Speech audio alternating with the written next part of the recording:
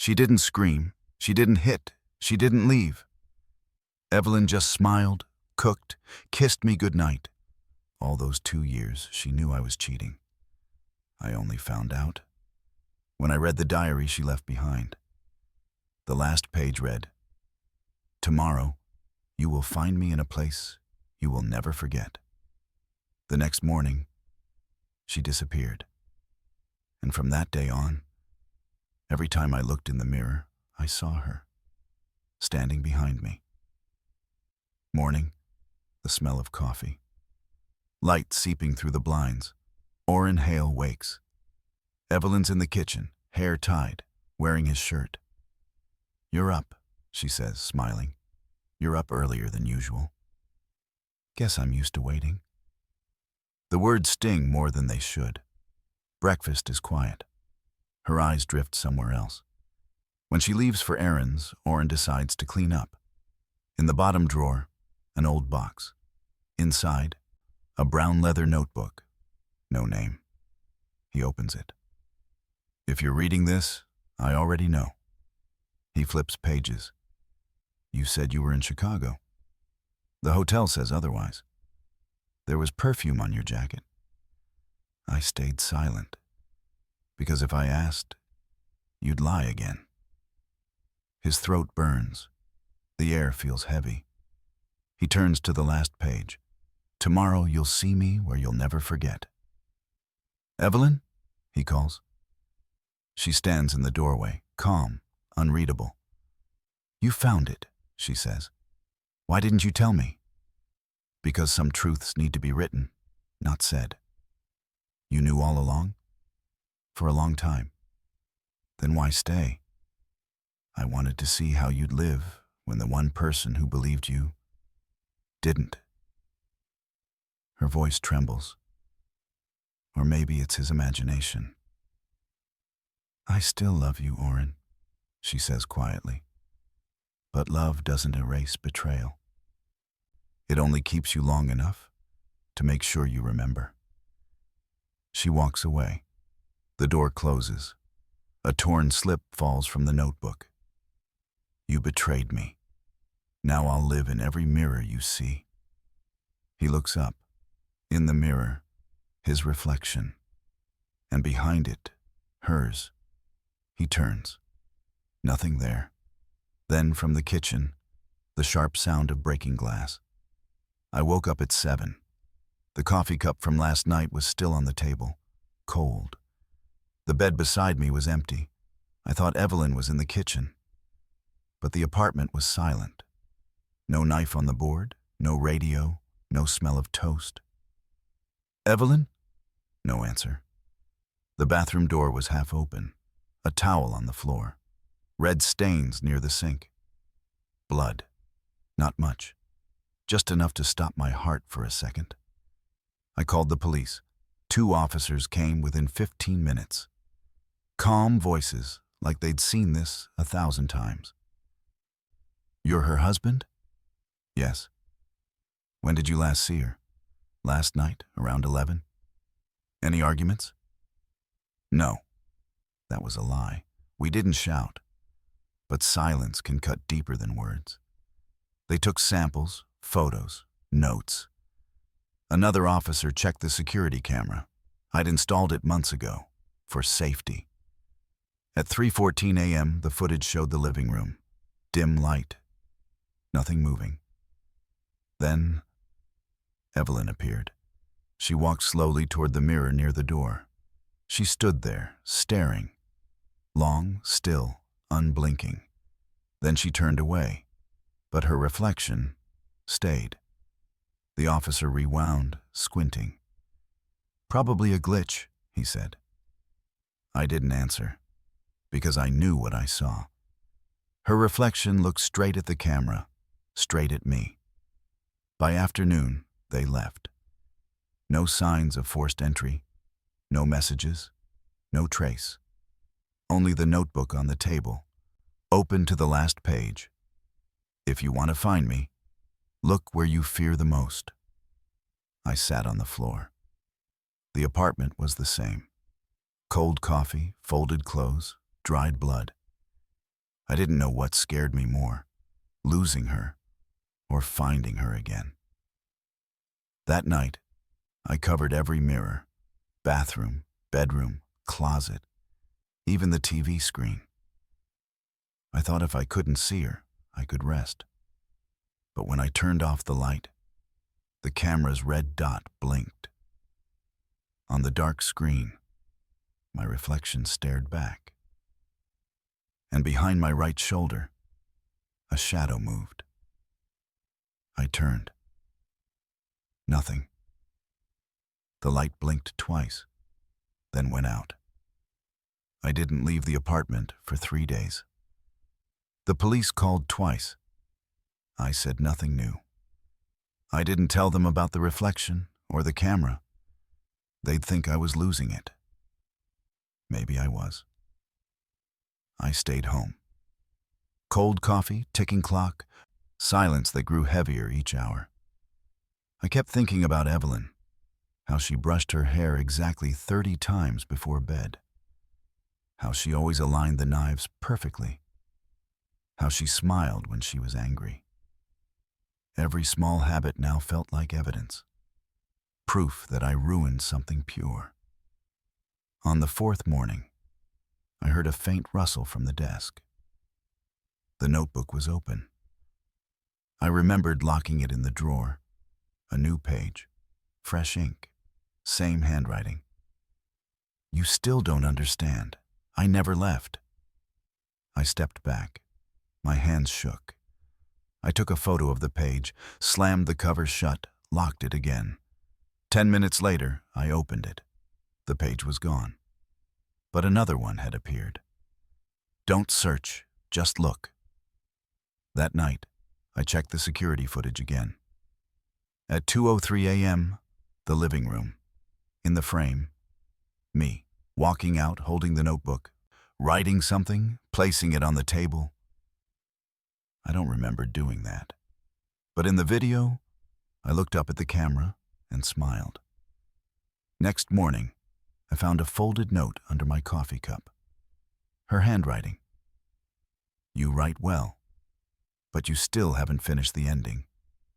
I opened the notebook again. A new line appeared. Tonight, I'll show you where I am. Just look in the mirror. I covered every reflective surface, mirrors, windows, screens. But at night, a faint light flickered from the kitchen. The steel countertop reflected my face and someone behind me. I didn't turn. I just heard her whisper, I told you, Oren. I never left. I started finding things I didn't remember doing. Notes in the diary, written in my handwriting, but not by me. You're learning, Oren. The mirror doesn't reflect you. You reflect me. I barely slept. During the day, I heard quiet footsteps, the clink of a cup. At night, when I used my phone's camera, my reflection blinked. Before I did. Once I spoke to the mirror. I'm sorry, I said. My reflection didn't echo. It smiled instead. Then its lips, my lips, moved. Too late. I smashed the mirror, but later that night, my reflection stayed frozen in the black TV screen, watching me. 6 days after she vanished, I went back to work. A coworker said, You look terrible, man. I'm fine, I lied. In the elevator, I saw her, Evelyn, standing beside me in the stainless steel door. When I turned, no one was there. All day, she followed me. Shop windows, phone screens, the eyes of strangers. No one else could see her. That night, drunk, I opened the notebook. New words had appeared. You say you regret it. Then why do you keep looking in the mirror? I wrote beneath it, because I need to shave. I thought it was a joke. Until another line formed under mine. No, because you want to make sure I'm still here. The paper trembled. Letters pressed themselves into the page. Tonight, I'll try again. Don't be afraid. We'll just switch places for a while. Around midnight, I heard water running. The bathroom door creaked open. The mirror was covered by a towel, but droplets traced down the glass. I pulled the towel away. Through the fogged surface, Evelyn. She placed her hand against the mirror. I did the same. Cold, soft, real. "I miss you," I whispered. "I know," she said. "Now, do you want to take my place?" "What do you mean?" "You've lived with guilt long enough, Oren. Now you'll live as me." She smiled. The light went out. When it came back, I was on the other side. She was in the room, wearing my face. I don't know if I'm dead or alive. When I opened my eyes, everything had flipped. The bathroom looked the same, but I was inside the mirror. The world beyond it was fogged, muffled, like glass filled with smoke. Evelyn was there, standing where I used to stand.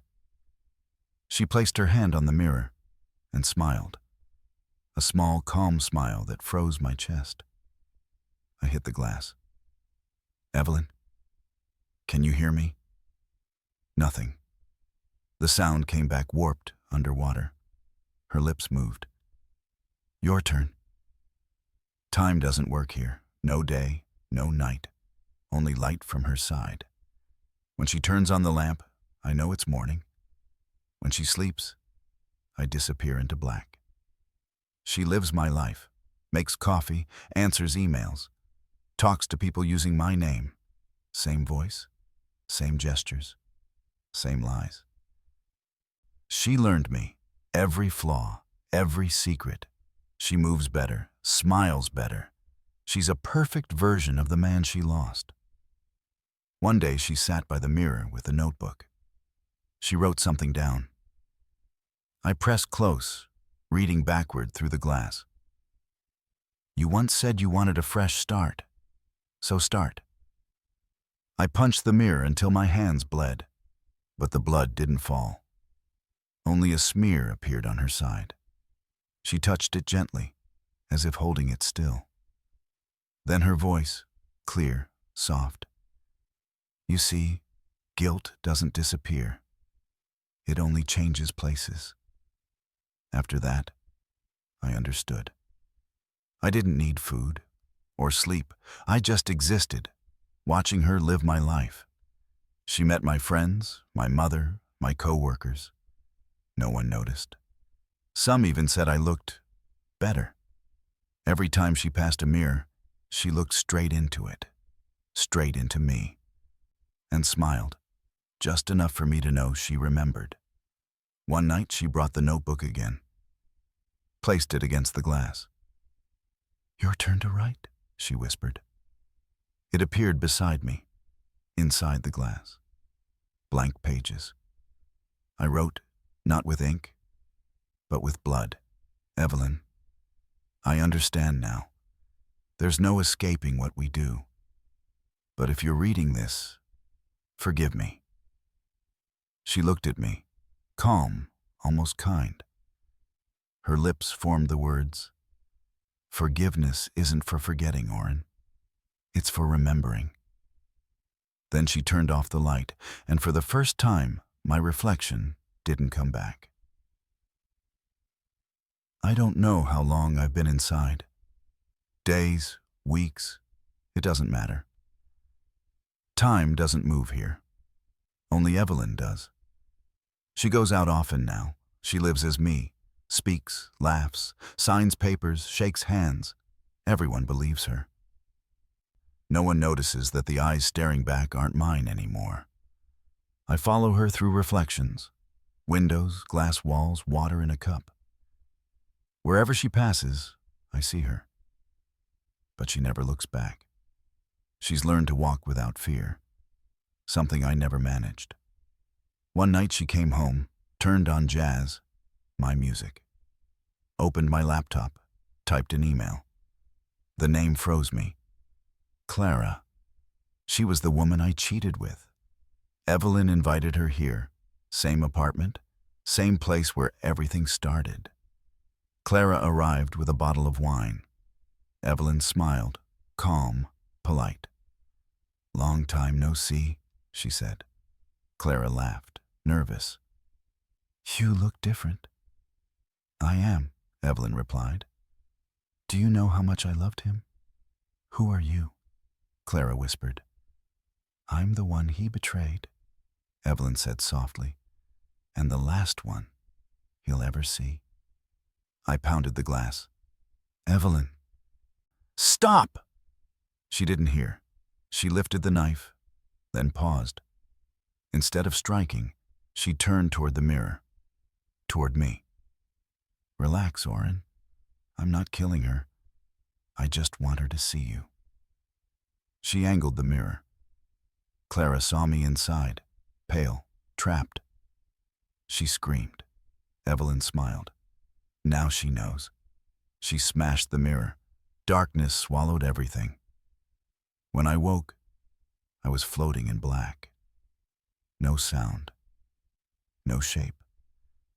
Only her voice, faint, echoing. "Now you know what it's like, Oren. To live unseen." I screamed. Nothing came out. I drifted, among pieces of broken glass. Each shard showed Evelyn, living in my world. And me, splintered into reflections. Last night I saw myself again, in another bathroom, behind another man's reflection. He looked into the mirror. I looked back. Evelyn has left my body. She's free now. And I'm what she said I'd become. You betrayed me. Now I'll live in every mirror you see. She was right. Now I live in every mirror. I'm not in my apartment anymore. I drift through mirrors, windows, phone screens. Wherever someone looks at themselves, I appear. They don't see me, but I see them. And I've learned I'm not the only guilty one. The First Man hotel bathroom, mid-40s, wedding ring, but his phone glows with a young woman's photo. He deletes messages, straightens his tie, smiles at the mirror. When the light flickers, Evelyn's face flickers behind him. He turns. Nothing. She's visiting him now. Guilt travels fast. The second woman. A small apartment. She's crying. Takes off her ring, whispers, "He's never coming back." She wipes her tears. But her reflection keeps crying. Then it moves closer.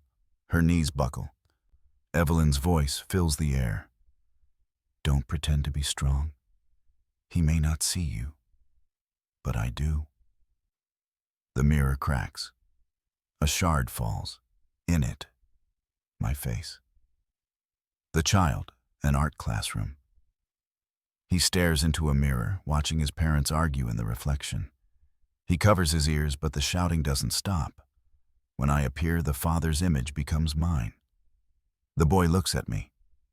Why is everyone crying in mirrors? I can't answer. No one looks in a mirror just to fix their hair. They look to face the thing they fear. And I am that thing. Sometimes I still hear Evelyn, faint through hundreds of reflections. "See, Oren? Everyone hides something. You were just the first to confess." Maybe she's right. Maybe she forgave me. But every time someone stares too long at their own reflection, I'm there, and their eyes look like mine the night I betrayed her. Forgiveness doesn't end it. It just lets guilt live quietly. Last night I appeared in a stranger's bathroom. He turned on the light and whispered, "Evelyn?" I froze. Her name never dies. Maybe she's still out there, moving through other mirrors, finding new faces to haunt. I wonder, if she ever looks into this mirror, will she see me waiting on the other side? My name is Oren Hale. I once betrayed, and now I'm the reflection itself. If you're looking in a mirror right now, look closer. I might be right behind you. I don't believe in heaven. I believe in balance. The kind people rarely give each other. Sometimes you have to take it yourself. I'm dead. Not in the usual way. My body left. But everything else, thoughts, memories, pain, stayed behind, inside the mirrors he left me. Oren thought he betrayed a woman. He betrayed truth itself. When he looked at me, he didn't see me anymore. He saw what he wanted to believe. And that illusion became his prison. I simply opened the door and let him walk in. Now he lives there. In every reflection, every lens, every lie people tell each other. He sees everything. No one sees him. Just like me, before I disappeared. They say forgiveness is noble. I say forgiveness is overrated. I didn't want peace. I wanted him to understand what it feels like to live unseen, unheard, unloved. He gave me that life, so I gave it back. It's been exactly 1 year. I've lived his life completely, worked, smiled, called his mother, fixed the mess he left. No one noticed. No one cared which side of the glass was real. I made him better, not to save him, but to bury him deeper inside his own reflection. Tonight, I write the final page. It's raining, just like the night I disappeared. The mirror on the desk glows softly. He's there, watching. He isn't angry anymore, just tired. His lips move silently. Evelyn, let me go. I look at him for a long time, then whisper, "You already left. Remember?" I touch the mirror. It's warm, it shivers, then melts away like water. When I turn around, he's gone. Tomorrow I'll move out, throw away every mirror, every trace of this story. I didn't win. I just survived, but maybe that's what victory really is. If anyone ever asks if I regret it, I'll say, no. He betrayed me with love. I returned it with truth.